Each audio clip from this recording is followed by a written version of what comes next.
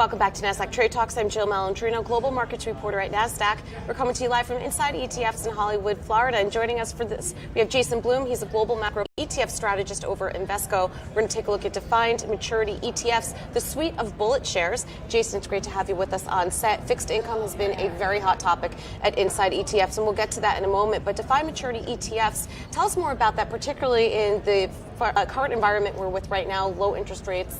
Sure. So defined maturity ETFs, the purpose of that structure is to bring the benefits, the convenience, the low cost, and transparency of the ETF wrapper, right? But into the world of holding bonds to maturity. So old-fashioned bond ladder. Right. Buy a bond, you hold it to maturity. If that bond doesn't default, you know exactly what your total return is going to be over that time frame. It could even be 5 years, 10 years, 20 years. If you think about the current investment landscape, all the uncertainty, volatility, having that degree of visibility into a return stream over that period of time is pretty unique. The beauty of it is it's an old school, timeless investment strategy. We're not doing anything really innovative from an investment standpoint. What's really innovative is bringing the ETF ecosystem in to solve the headaches. Yeah.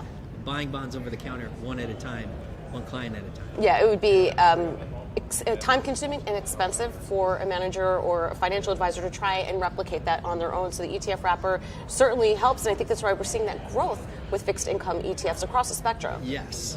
Not only defined maturity ETFs, but just broadly, you've really seen the ETF ecosystem mature with respect to fixed income. There were a lot of fears and I think misinformation, to be honest, 10 years ago about whether fixed income ETFs were dangerous to the world. And what we're coming to find is that as they've grown and matured, they're bringing liquidity to what was an illiquid or less liquid asset class, or at least a fragmented liquidity. There's plenty of people buying and selling bonds. Finding them was the hard part. And the ETF ecosystem is really adding liquidity to fixed income. And I think that's why you're seeing the flows really start to flood in. And you've also seen increased interest in municipal bonds. Yes. Why is that? Yes.